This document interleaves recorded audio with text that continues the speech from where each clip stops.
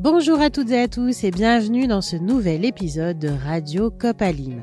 Je suis Christelle Élysée, journaliste, et aujourd'hui nous allons parler d'accueil. Et oui, l'accueil, c'est le premier contact entre l'association et la personne concernée par l'aide alimentaire. C'est un moment d'écoute, d'échange, souvent difficile pour les personnes qui demandent de l'aide.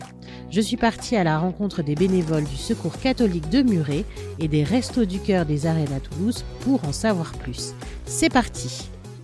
Radio Copalim, le podcast de la plus grande coopération associative d'Occitanie. Bonjour. Alors, nous sommes dans l'antenne du Secours catholique à Muret. C'est un local qui nous est attribué par la mairie de Muret gratuitement. Nous y menons différentes activités. Nous avons des cours de français comme ce matin, 4 demi-journées par semaine. Nous avons de la distribution alimentaire.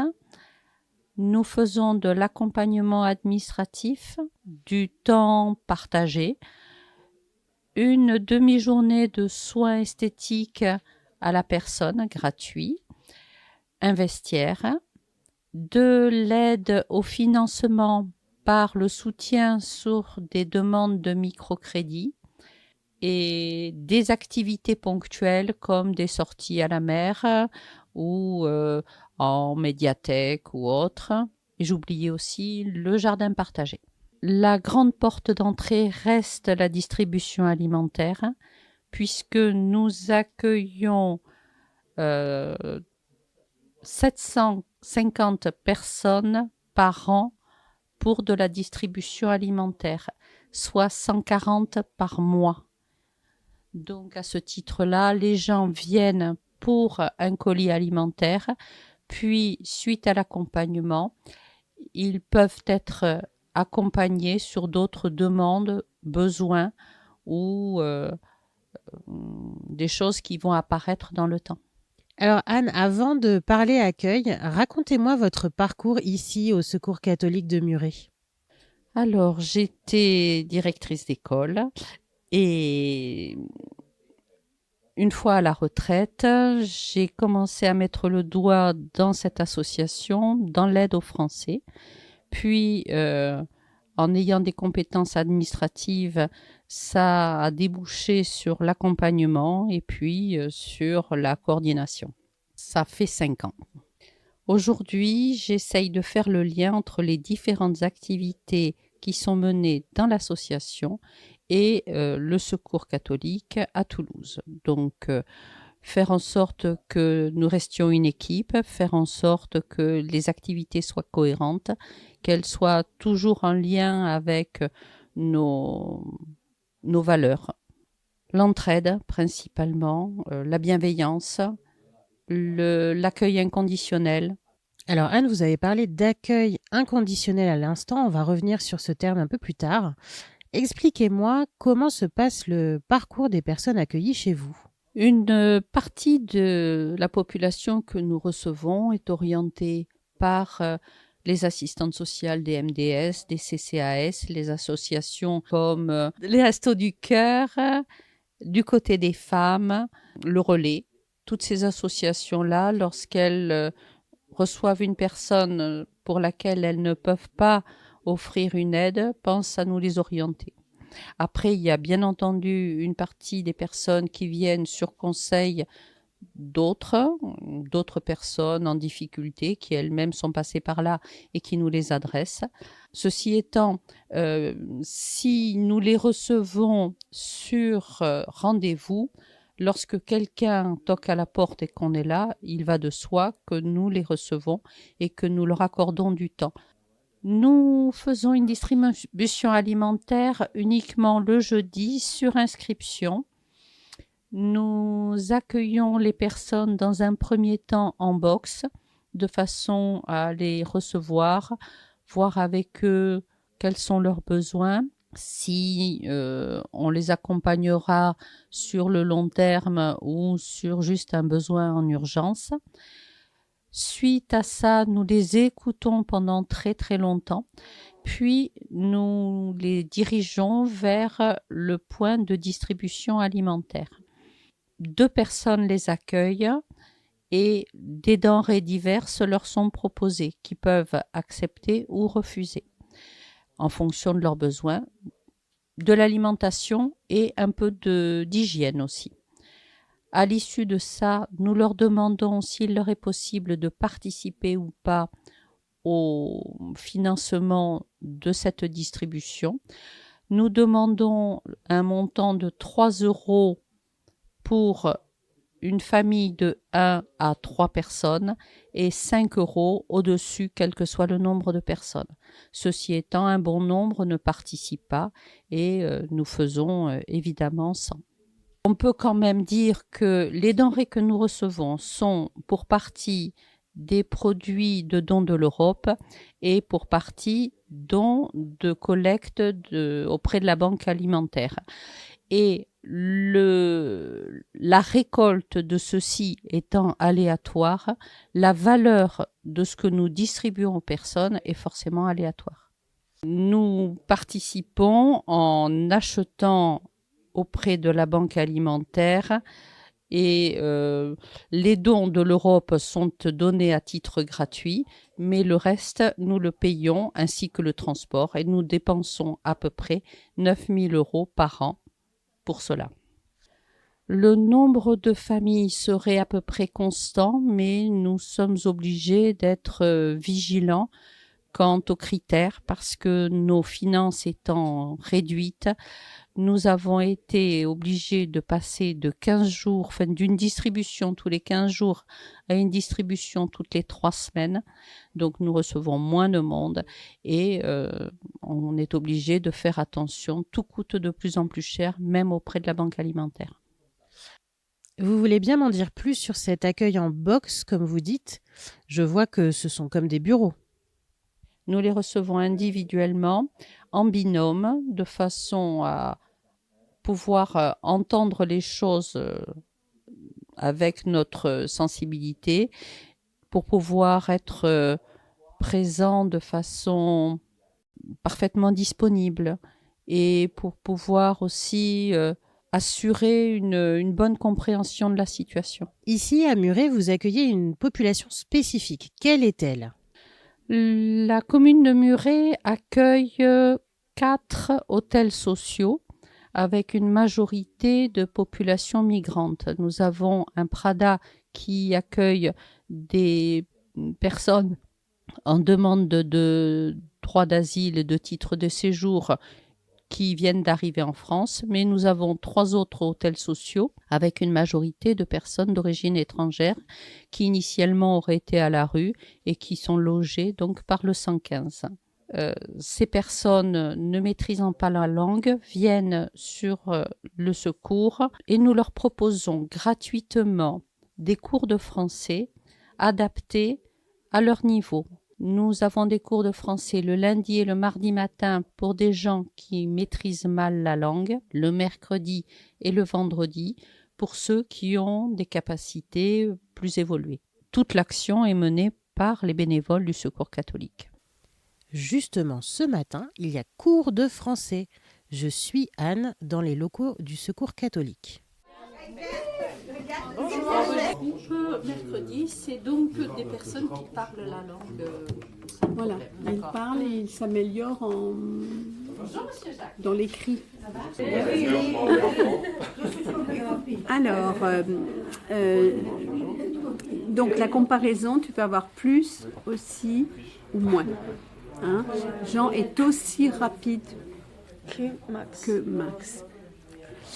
Après, tu peux avoir sur des verbes. Max travaille plus que Jean.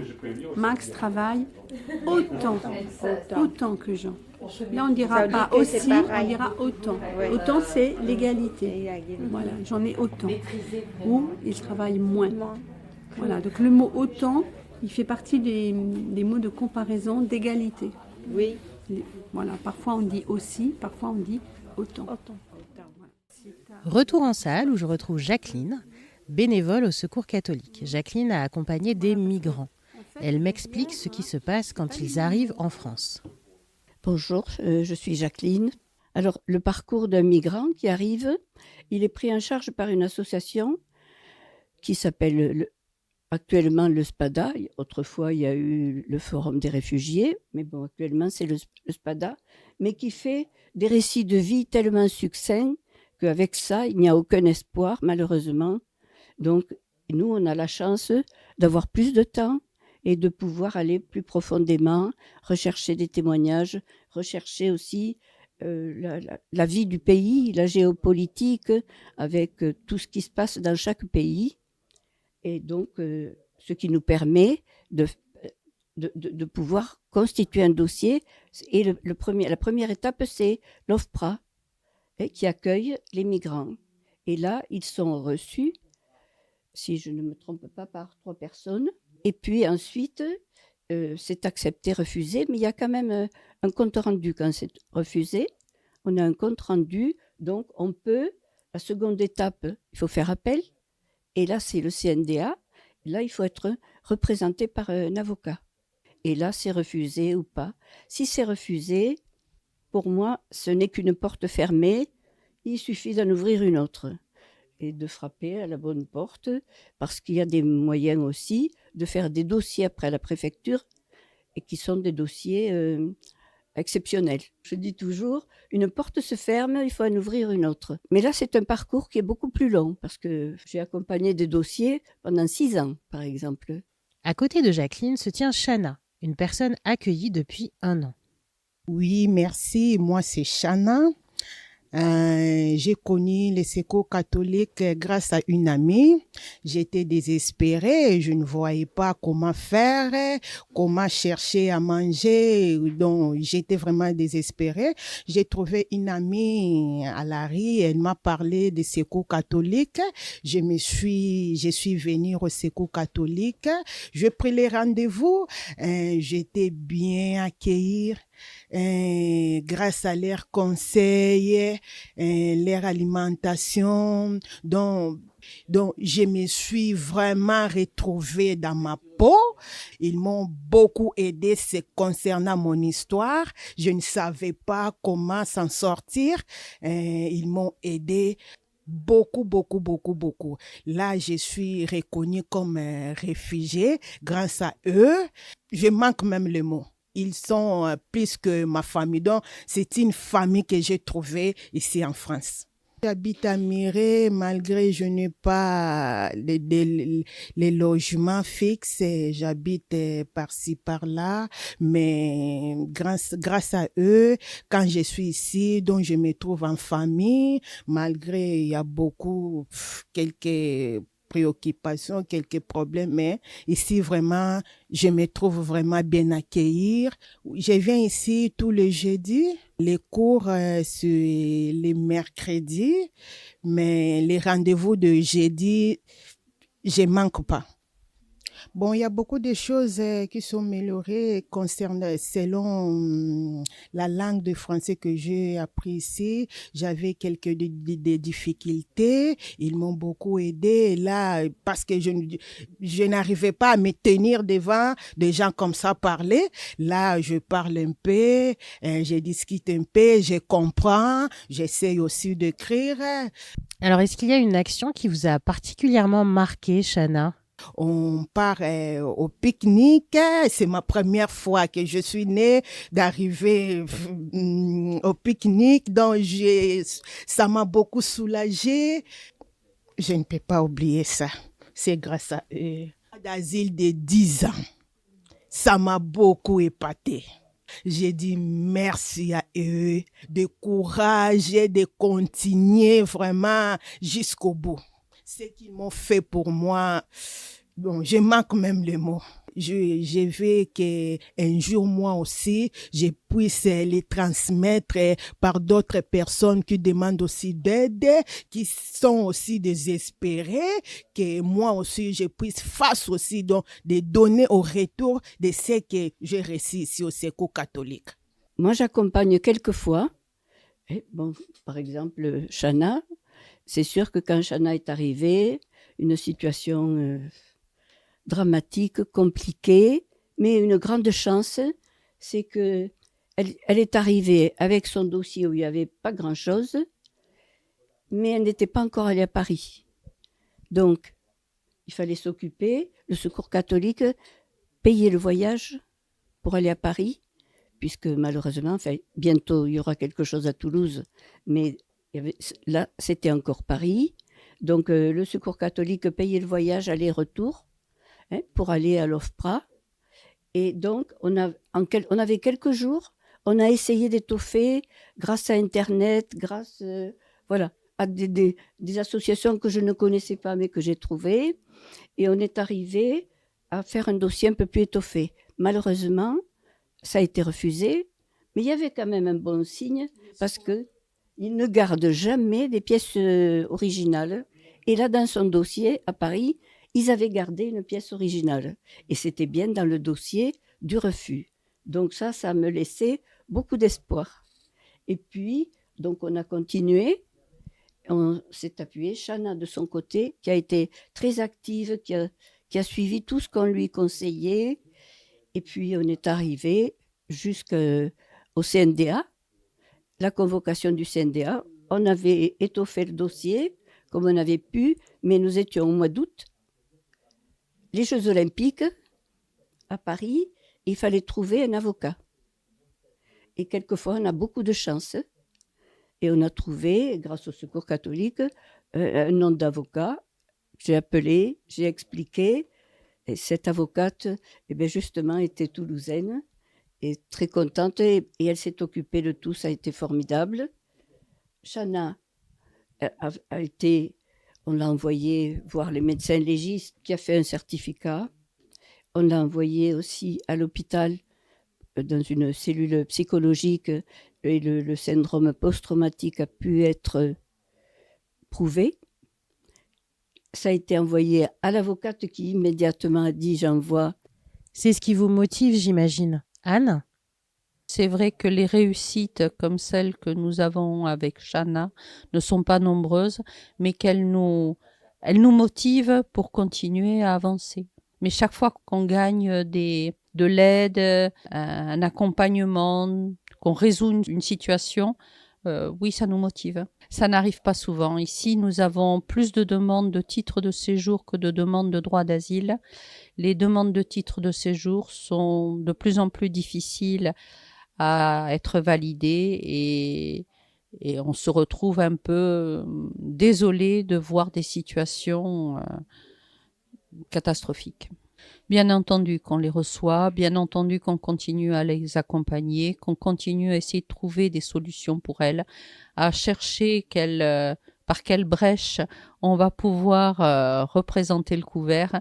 On n'a pas forcément la solution dans l'immédiat, mais on garde le contact, on essaye d'aider sous toutes les formes, oui. Radio Copalim. Culture Copalim. Nous les retrouvons à chaque épisode, les séquences Culture Copalim qui expliquent un mot du jargon de l'aide alimentaire. Vous en aurez 2 dans cet épisode, une pour le Secours catholique et une pour les Restos du Cœur. Anne revient sur l'accueil inconditionnel. Qu'est-ce que cela veut dire ? Comme le dit ce terme, un accueil de toute personne, quelle que soit sa couleur, ses besoins, ses attentes, sa santé, son apparence, être disponible et ouvert. Radio Copalim. Culture Copalim.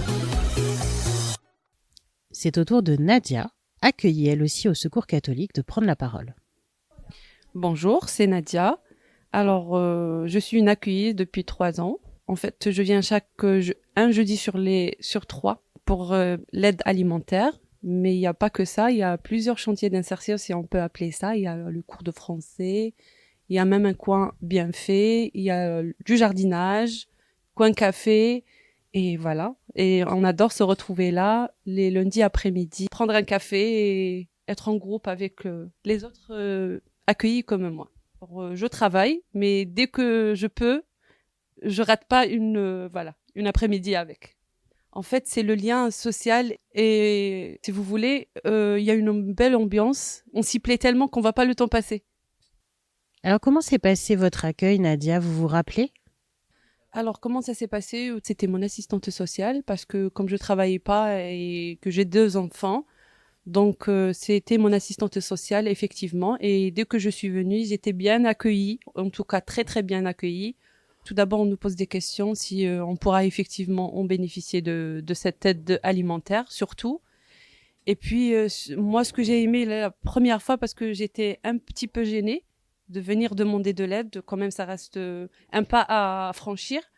Et franchement, je remercierai jamais assez l'équipe. On m'a mis très à l'aise, que voilà, j'ai pleuré, j'ai parlé, j'ai rigolé et je suis sortie en rigolant, quoi. Par rapport en fait aux activités qu'ils proposent aussi, moi que j'oublie pas, c'est que on peut pas se permettre d'aller en vacances et il y a minimum chaque été des sorties, une sortie en tout cas, et on est allé plusieurs fois. Et aussi cette fois on m'a proposé un séjour aux nuits suspendues. On a passé 3 jours merveilleux et c'était inoubliable et je les remercie beaucoup, beaucoup, beaucoup. Mon rêve, c'est devenir moi-même bénévole comme eux et pas une accueillie, et je viendrai les aider avec grand plaisir. Radio Copalim. La minute des bénévoles. Et c'est l'heure de la première minute des bénévoles. Il y en aura 2 aussi dans cet épisode. Donc j'ai demandé à Jacqueline de nous raconter son histoire avec le Secours catholique. Je fais du bénévolat depuis, je dirais presque toujours. J'ai eu un parcours un peu particulier, une famille particulière, et donc pour moi, c'est quelque chose de naturel. Avec le Secours catholique, mon premier contact, il a été un peu particulier aussi, parce que j'étais dans une autre association, dans laquelle je suis aussi encore. Et le Secours catholique m'a appelé parce qu'ils avaient un squat avec des personnes qui étaient à l'intérieur, avec lesquelles ils n'arrivaient pas à dialoguer. Et ils m'ont appelé pour savoir, puisque je les connaissais, ils ont dit que je les accompagnais. Donc j'ai connu le Secours catholique comme ça. Je suis allée un jour de conseil d'administration. On m'a expliqué l'histoire. J'ai proposé d'aller sur le squat, aller discuter avec ce couple avec un enfant. Et voilà, ça a été mon premier contact avec le Secours catholique, que l'on a essayé de résoudre ce problème. Puis je crois que de toute façon, moi j'ai vu ça chez moi, donc je trouve ça naturel. Je suis privilégiée par rapport à d'autres, mais très jeune, j'ai eu des responsabilités. Et donc, il me semblait que j'étais plus armée que d'autres. Et c'est pour ça que j'ai commencé très tôt à faire du bénévolat. Je me suis occupée longtemps des clochards, entre guillemets, du centre-ville, au jardin Wilson. Et pendant des années, je suis allée avec des copains faire des cours de français, entre guillemets, dans le camp de Ginestou, où il y avait les petits gitans qui, à l'époque, n'avaient pas de scolarité. Et donc, j'ai créé un syndicat dans l'entreprise où je me suis trouvée salariée. Et puis, j'ai fait du syndicalisme pendant 15 ans. Et après, je suis devenue chef d'entreprise pendant 30 ans. Alors, je m'occupe de l'accompagnement des migrants et puis donc de l'urgence. C'est une équipe de 150 personnes sur toute la France et qui se déplace quand il y a des inondations, des catastrophes naturelles. Et ça, je le fais depuis 2012. Alors écoutez, on a un rôle très important parce qu'on arrive sur les lieux une fois que tout le monde est parti. À peu près un mois et demi après la catastrophe. Et à ce moment-là, il n'y a plus les médias, il n'y a plus les psychologues qui quelquefois sont là, mais les gens dans les campagnes, de toute façon, n'y vont pas. Et nous, on arrive et on aide les personnes à repartir avec très peu de choses, mais je dirais que ça peut ressembler au colis alimentaire qui nous permet d'aller beaucoup plus loin. Quand on arrive, on a un budget, ça va très vite, on est efficace et on voit les personnes, ils nous racontent, ils ont besoin de parler à ce moment-là. Ils nous livrent toute leur histoire qui souvent est dramatique. Souvent, ils ont tout perdu. Et nous, on arrive avec un chèque qui va leur permettre d'acheter selon leurs besoins. C'est eux qui décident, soit un lit pour les enfants parce qu'il n'y en a plus, soit de l'électroménager pour pouvoir faire de la cuisine. Et avec peu de choses, ça les aide à repartir. Moi, je dirais allez voir. Allez sur place, vous ne repartirez jamais. Pourquoi je dis ça? Parce que chez moi, j'ai vu des Chinois, des Noirs. Et mes parents, moi, il y a un petit enfant qui est né dans mon lit parce que la maman était étudiante et mes parents l'ont gardé pendant 5 ans jusqu'à ce que la maman ait terminé ses études, que le papa est rentré de la guerre d'Indochine et qu'il a épousé et qu'ils sont repartis au Sénégal et qu'elle est devenue la secrétaire et d'un ministre et que voilà, des belles histoires. Que des rencontres. Voilà, je ne vais jamais les chercher, mais si les gens viennent à moi, je tends la main. S'ils la prennent, je sais qu'on va faire un bout de chemin ensemble. Et si je ne réussis pas, je sais que quelqu'un d'autre tendra la main ailleurs, à un autre moment, d'une autre manière, mais je ne me sens pas un échec pour ça. Radio Copalim. La minute des bénévoles. Je termine ce reportage ici par une visite du local avec Anne. SAS, si tu veux, quand les gens arrivent pour le café, pour un colis, on leur offre le café, on les pose là, puis on va les recevoir individuellement dans les box, d'accord, pour le vestiaire là. Ici, on a tout ce qui va être inscription administrative. Donc, en général, il n'y a que la personne qui est sur l'ordi. Le lieu de distribution, donc on met 2 tables à l'entrée. On aimerait que on ait plus de choses indispensables comme les pâtes, le riz et des boîtes que des bonbons, des gâteaux, des confitures. Mais on est content malgré tout de donner ce qu'on a. Dernière info avant de repartir, le Secours catholique accueille des travailleurs d'intérêt général.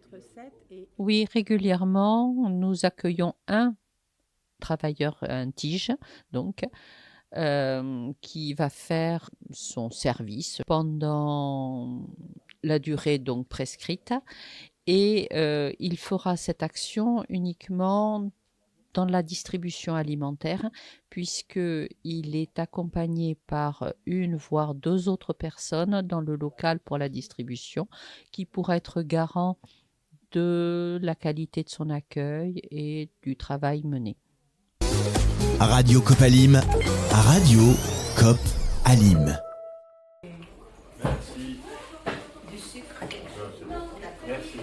Je suis maintenant au Resto du Cœur près des Arènes à Toulouse. Vous l'entendez autour de moi, il y a du monde qui s'affaire puisque c'est la réouverture du centre aujourd'hui après 15 jours de fermeture. J'entre dans le bureau où j'ai rendez-vous avec Jacqueline. Alors, je m'appelle Jacqueline et je suis au Restaurant du Cœur depuis septembre 2010. J'ai décidé de venir dans cette association juste après ma retraite, car j'avais envie de voir du monde, d'aider les personnes et de m'occuper. Voilà. Alors, au Resto du Cœur, je suis à l'accueil, c'est-à-dire que je reçois les bénéficiaires, je pointe sur l'ordinateur et ensuite je les dirige vers les autres bénévoles pour les servir en aide alimentaire. Alors voilà, l'accueilli arrive, donc on commence, avant de l'inscrire, on commence à lui demander où il habite, parce que ici nous sommes sectorisés, c'est-à-dire que nous prenons au Resto du Cœur des Arènes le code postal du 3100. Si un bénéficiaire se trouve dans un autre code postal, 31300, 31500, on le dirige vers un autre restaurant du cœur qui s'occupe de ce code postal-là. Si ce bénéficiaire fait partie du restaurant du cœur des Arènes, on l'accueille et on va l'inscrire. Mais pour l'inscrire, il y a quand même des obligations à respecter, c'est-à-dire qu'on leur demande d'abord leur identité, les pièces d'identité, s'ils sont en loyer, le gaz, l'électricité, les allocations familiales. Nous avons quand même un barème qui est déterminé par le national.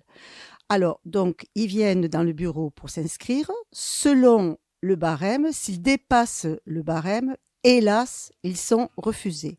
Mais au Resto du Cœur, même s'ils sont refusés, ils ont quand même le droit d'avoir une aide à la personne, c'est-à-dire une aide à la personne. Ça veut dire qu'ils peuvent bénéficier d'une commande de vêtements, ils peuvent bénéficier du cinéma pour les enfants, des sorties à la mer, même s'ils sont refusés. Donc, ceux-là, ils repartent en étant refusés, mais en ayant donc ce que je vous explique avant. Pour ceux qui sont acceptés, on leur donne une carte avec un numéro, leur nom et le nombre de parts. Selon le nombre de personnes qui sont, il y a des points. Ils repartent avec cette carte, avec une tranche horaire, parce qu'on est obligé de mettre des tranches horaires sur la carte. Ils ne peuvent pas venir n'importe quand. Alors, ils partent et alors on détermine aussi le jour, qui en principe chez nous est le jeudi et le vendredi matin. Et selon leur horaire, ils arrivent ce jour-là et ils viennent se présenter à moi avec leur fameuse carte à qui on a donné un numéro. Nous avons un logiciel qui s'appelle Ulysse, que l'on a déjà renseigné avec le nom, le prénom et tout ce que l'on nous a donné, tout ce qui est écrit sur leur papier, le loyer, etc. Ils arrivent avec cette carte et moi, je pointe leur carte. On a quand la personne vient s'inscrire, on a l'ordinateur d'ouvert avec notre logiciel et au fur et à mesure qu'elle nous donne les éléments pour les inscriptions, on inscrit ça sur l'ordinateur. Et à la suite de ça, ça génère une impression de fiche rose qui sert pour accompagner jusqu'à la fin de la campagne la personne. À la suite de ça, s'ils ont un bébé, je donne cette fiche à la personne d'à côté qui s'occupe du bébé, qui donne pour le bébé. Et ensuite, cette fiche d'accompagnement va à un autre bénévole ce bénévole appelle la personne et là commence la distribution alimentaire. Nous avons des jours d'inscription. Donc, les jours d'inscription actuellement sont le lundi matin et le mercredi après-midi. Et ensuite, la jour de distribution, c'est toute la journée du jeudi.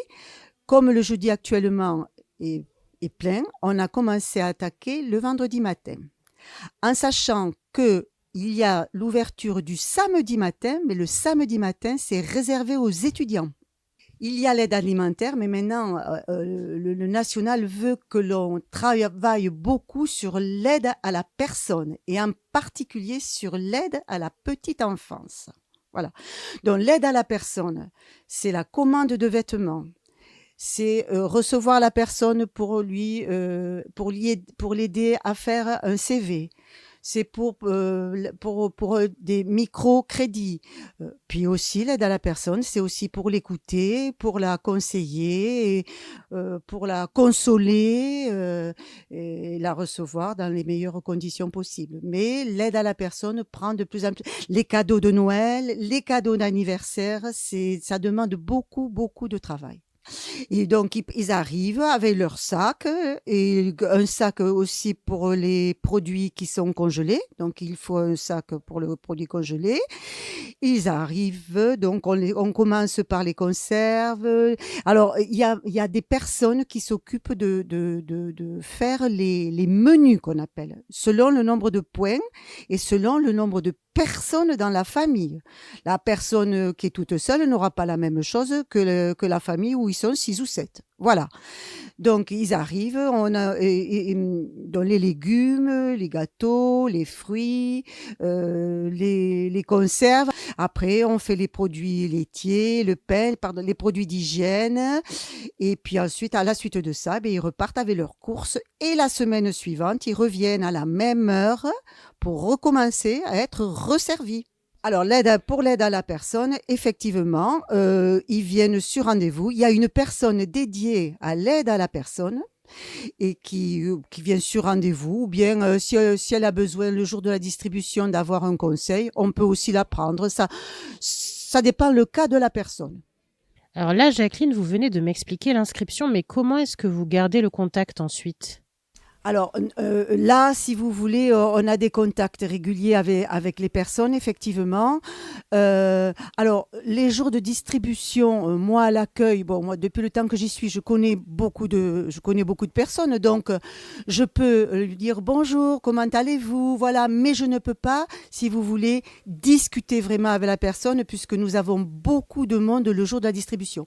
Par contre, cette personne, cette bénéficiaire, avant de se faire servir, elle peut aller au coin café. Et là, au coin café, elle peut prendre son temps, discuter avec le bénévole ou bien avec la dame qui est au café, qui est une dame très gentille. Et donc, elle peut passer un moment convivial au café avant d'être servie pour l'aide à la personne. Moi, personnellement, au niveau de l'accueil, quand c'est le jour de la distribution, j'ai pas tellement le temps de discuter avec, mais enfin, j'ai toujours un petit bonjour, comment allez-vous ? Le coin café, c'est juste les jours de distribution. Non, je mentirais.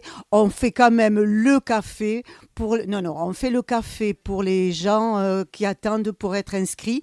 Ce n'est pas la personne qui vient le jour de la distribution, mais nous, en tant qu'inscripteurs, on leur fait quand même aussi le café et les petits gâteaux s'ils veulent. Voilà. Radio Copalim. Culture Copalim. Je demande à Jacqueline, que signifie le mot accueil pour les Restos du Cœur ? L'accueil, c'est pour nous, c'est être à l'écoute de la personne, avoir toujours un mot aimable, un sourire, les réconforter, les consoler lorsque des mamans pleurent parce qu'elles sont dans des situations très difficiles. Et moi, ce que j'ai remarqué depuis 2010, c'est que de plus en plus, on a de la misère, beaucoup de misère. Alors, ce que je remarque aussi, c'est qu'il y a des gens qui venaient avant et qui ne viennent plus parce qu'ils n'osent plus pousser la porte des Restos du Cœur, mais que l'on a quand même beaucoup d'étrangers, beaucoup de demandeurs d'asile, beaucoup de personnes qui dorment dans des voitures. Et je trouve que la population, depuis 2010, a énormément changé. Radio Copalim. Culture Copalim. Je reviens dans la salle d'accueil où Marie, une bénévole, m'explique son parcours et comment fonctionne le centre ici. Je m'appelle Marie, je suis bénévole au Resto du Cœur depuis le mois de janvier. J'ai débarqué pour donner un coup de main, j'étais déjà donatrice au Resto du Cœur et puis je me demandais comment est-ce que je pouvais aider. J'avais du temps donc je suis venue, pourtant je suis en activité encore. Mais contrairement à beaucoup de personnes qui prennent leur temps sur leur retraite, il y a quelques personnes ici qui sont des actifs et qui prennent leur temps dans la semaine pour pouvoir donner un coup de main. Donc je suis bénévole depuis le mois de janvier et en fait j'ai occupé plein de postes ici parce que du coup il y a des activités très diverses au Resto du Cœur. Dans la distribution alimentaire, tu vois qu'il y a des personnes qui sont des suiveurs, qui vont accueillir les personnes accueillies et les accompagner du coup pour la distribution alimentaire qui est derrière. Et j'ai aussi occupé des postes, comme tu le vois, derrière les stands, où derrière les stands, en fait, on prépare au fur et à mesure que les suiveurs et les personnes accueillies arrivent, en fonction du coup de ce qui est écrit sur les fiches. Il y a des choses qui sont faites en amont, des menus qui sont préparés pour pouvoir distribuer 5-6 repas, je ne connais pas tout à fait les règles.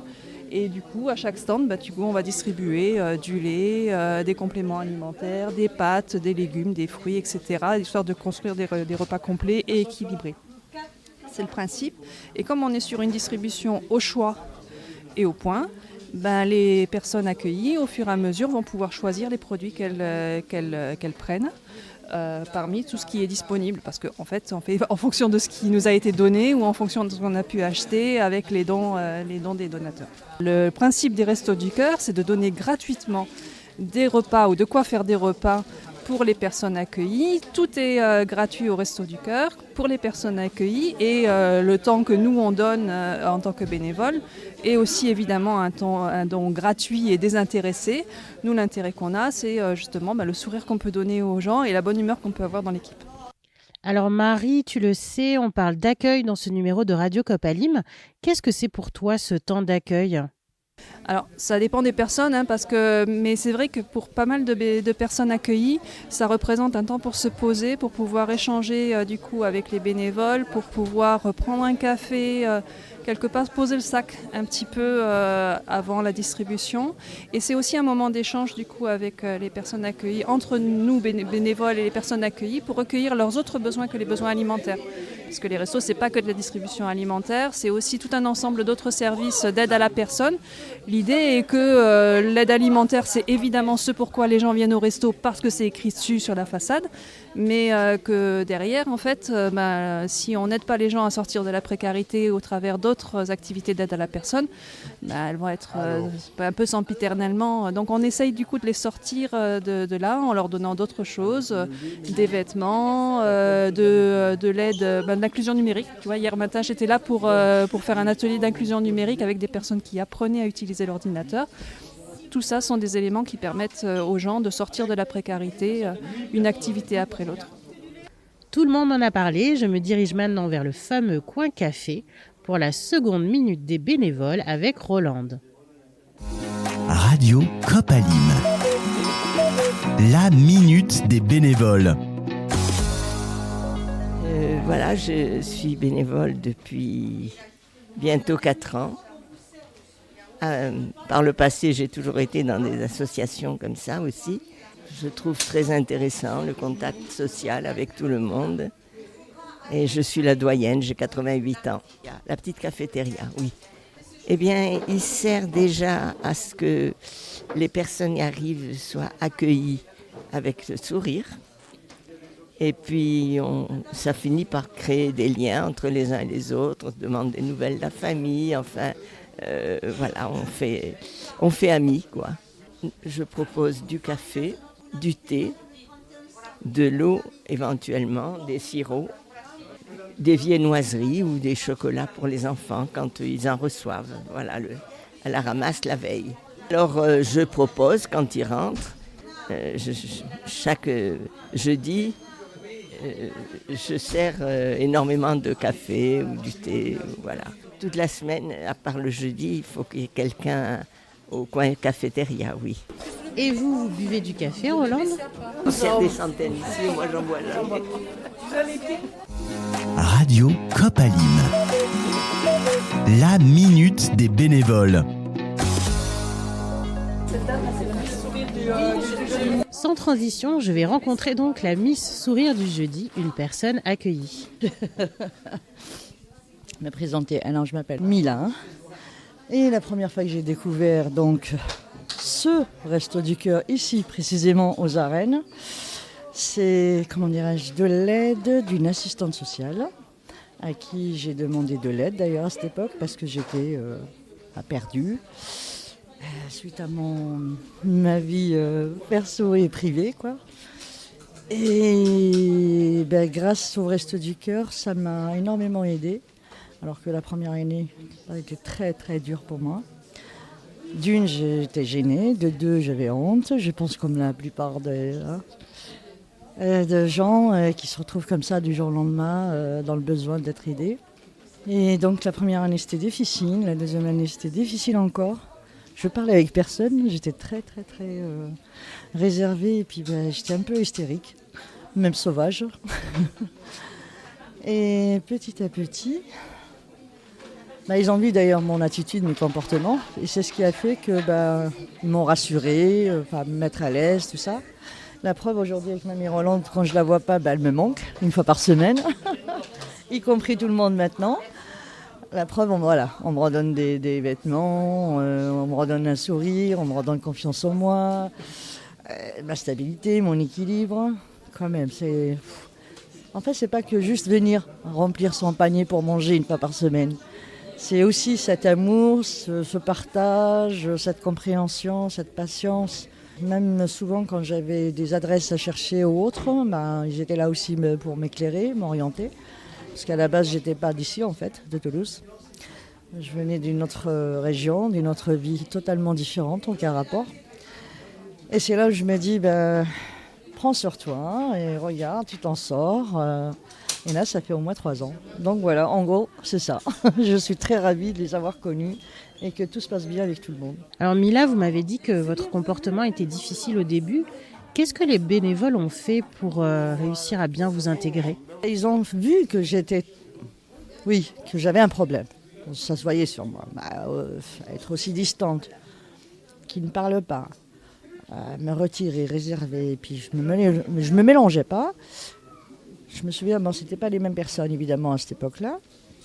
Il y avait aussi, il y avait deux ou trois personnes, qui venaient vers moi, qui me rassuraient que j'avais pas à avoir honte, ne pas se sentir gênée, de dire les choses, même si je le dis pas à eux directement, mais au moins on m'orientait. Mais au moins j'ai senti qu'il y avait de l'écoute, oui, très chaleureux, oui. De revenir et de continuer. Bon, après, ce qui se passait à l'extérieur, c'était tout le temps des conflits, des bagarres. Chacun veut piquer la place de l'autre. C'est moi qui étais là avant. C'était chaud, au début. Et je me faisais tout le temps avoir. J'étais tout le temps au fond. Parce que je n'osais pas, justement. Et après, plus qu'on revient, plus que j'apprends, plus que je regarde les gens comment ils se comportent, plus que je m'imposais moi aussi. Il n'y a pas de raison qu'on te vole ta place. Ça a quand même pris 2 ans, quand même. Là, ça fait au moins les 2 semaines. Non, avant qu'ils ferment d'ailleurs. J'étais pas venue parce que c'était mes problèmes perso. Mais c'est vrai que j'ai senti un manque, j'avoue. Ça fait 2 jeudis que je suis pas venue. Je me dis non, aujourd'hui je vais y aller. Non. Je suis interpellée par Jacqueline. Vous voyez par exemple là, l'affiche qui correspond à cette dame qui vient avec la carte dont je vous ai parlé. On a écrit anniversaire. Donc je vais aller chercher là-bas le numéro 40. Dernière étape avant de partir, je fais le tour du centre. La salle d'accueil avec la petite cafétéria est grande. Elle jouxte les bureaux administratifs qui sont fermés par des portes. Il y a 2 desks qui font face au coin café. Le bureau d'accueil où se tient Jacqueline pour pointer les cartes. Et un deuxième bureau juste à côté qui est dédié aux familles avec des bébés ou des enfants en bas âge. En fait, c'est ici qu'elles récupèrent l'aide alimentaire pour leurs enfants et des produits d'hygiène comme les couches par exemple. Les commandes de vêtements se font aussi à ce comptoir d'ailleurs. Et à l'arrière du centre se trouve la grande salle de distribution alimentaire, donc avec des bénévoles qui sont derrière des tables dressées comme des stands où on trouve donc tous les produits alimentaires, pâtes, riz, féculents, fruits et légumes. Et en fait, chaque personne accueillie peut prendre un café avant ou après la distribution. Elle s'assoit sur une chaise au niveau de la salle d'accueil, elle attend. Et au moment où elle est appelée, elle suit un bénévole dans la salle de distribution et elle choisit les produits dont elle a besoin. Et c'est ici, près du coin café de Rolande, que se termine cet épisode de Radio Copalim dédié à l'accueil. N'oubliez pas de noter le podcast 5 étoiles s'il vous a plu et de vous abonner en cliquant sur la cloche pour ne rater aucun épisode. Quant à moi, je vous donne rendez-vous le mois prochain pour parler de la solidarité envers les enfants. Merci pour votre écoute et à bientôt. Radio Copalim, le podcast de la plus grande coopération associative d'Occitanie.